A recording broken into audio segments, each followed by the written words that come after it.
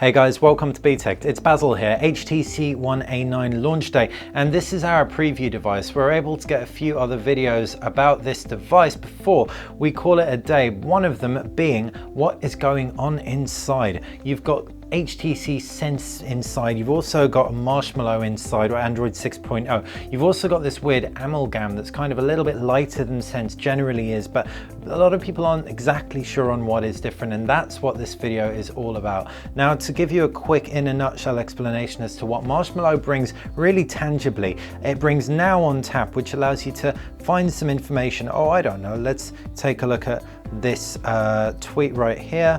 If I long press the home button, instead of accessing Google Now, it instead reads the screen and gives me some search options surrounding that. So I can clearly search all of these directly from that tweet, which is pretty amazing power at the tip of your finger without actually having to do all that much. So that's Now on Tap. In addition, Marshmallow creates this feature that enables you to hard bake the memory card into the internal memory, so you can use the memory card to effectively act as internal storage, installing apps and games on it. There are a few other features under the hood, but they haven't really made their way through to the HTC One A9. And you have this Sense experience over the top. So what's all the fuss about? Well, in order to really see tangibly what's different, it really does warrant having an HTC One M9 side by side. So for starters, you can see you've got a fingerprint scanner on the A9, which is the first key difference. You've got blink feed to the left, sure, but if I was to swipe through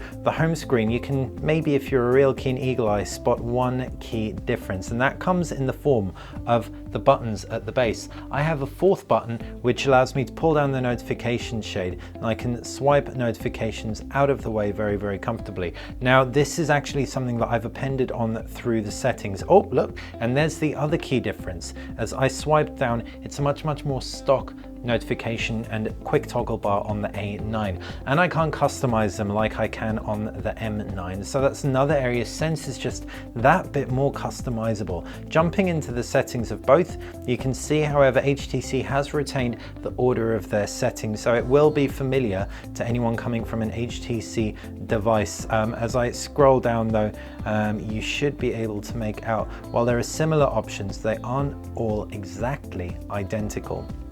So what I'm going to do, I'm going to jump out of that and I'm going to talk you around the applications tray. Now, this is identical, which is great. You can customize the arrangement of your apps. You can hide and unhide apps. You can also customize the order your apps are displayed, but you haven't got stuff like HTC Music. So while HTC Music does a great job of playing or organizing your media content on your M9, you'll have to rely on Google Play Music, which is a far inferior app in my opinion, and a lot of other people's opinion too.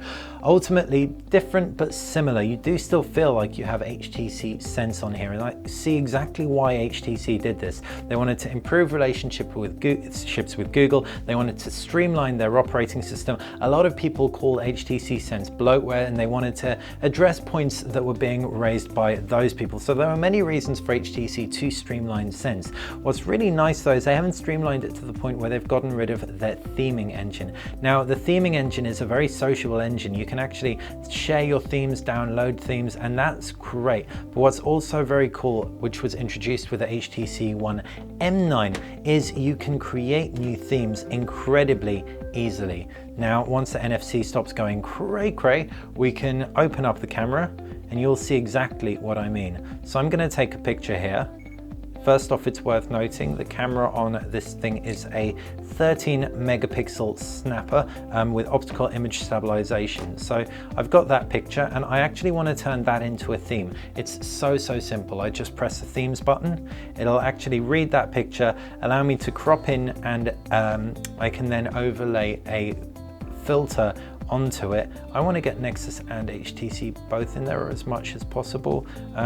Actually, let's give it some more HTC. And then I'm going to overlay that filter to give it a kind of old grimy look and feel. Tap the tick. So it's cropping the photo, processing everything through. That's a 13 megapixel picture it has to work with, so it can take a second. But once it has done that, you can see it's generated an entire theme, iconography and colors around the image that I created. I can also swap out the icons and by just swiping up and down, which changes the icon set. I'm quite partial to these ones. They tap through on the purple, but at the same time, yeah, I think that's created a pretty attractive theme. I've got the blue from the Nexus. I'm gonna press the next button and call this HTC Nexus 1 and tap through, and it should overlay the entire thematics of my HTC One A9 just like it would have done on the One M9 with this entirely new theme, and indeed it has. And I'd say that's a pretty neat way of customizing and turning your Android device into your Android device. Jumping into the settings, and the last point to note really is just the name of the version of HTC Sense on here. If we jump into software information, you can see it's HTC Sense 7.0_G, suggesting G being Google. This is a Google edition of Sense.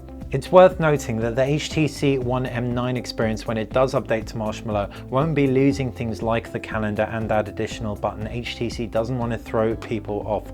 So it really is only A9 users who are going to get this kind of streamlined amalgam of HTC Sense and Android 6.0 Marshmallow. Hopefully that video is useful and explained in a bit more detail what to expect with the HTC One A9 user interface. Thanks for watching BTech. If you've got any questions about either of these devices, file them in the comments section below. As always, subscribe to the channel. Subscribing helps us out massively, and of course it helps you stay on top of everything that we do here at BTech. Make sure you also enter our competition to win a Devoom Aura box. You can check out all the details in the description below.